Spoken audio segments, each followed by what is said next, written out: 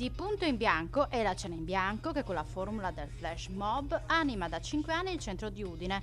Per partecipare basta iscriversi tramite app o sito e registrare il proprio tavolo con i partecipanti. La location resterà segreta fino al giorno dell'evento. Unica condizione per partecipare all'iniziativa: look e accessori Total Wild.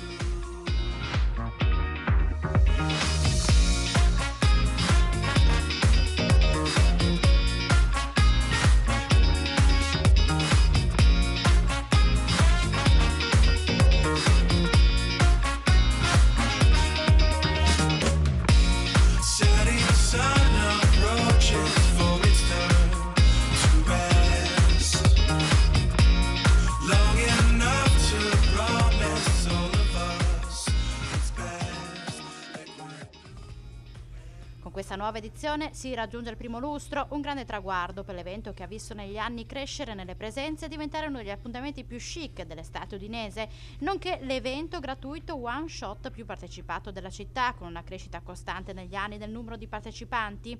La prima edizione, inserita nel cartellone di bianco e nero, ha visto una piazza San Giacomo animata da 670 partecipanti. La seconda, in pieno centro storico, ha animato via Mercato Vecchio con 1500 commensali.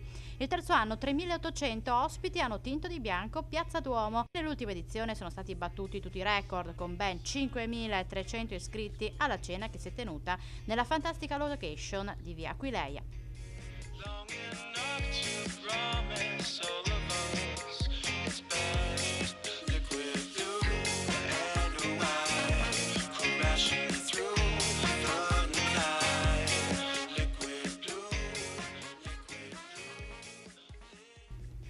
Come dalla prima edizione, il flash mob ormai must delle capitali mondiali aprirà il ricco calendario settembrino, giusto il primo del mese, e farà da apripista a eventi come Friuli Doc e la Maratonina di Udine.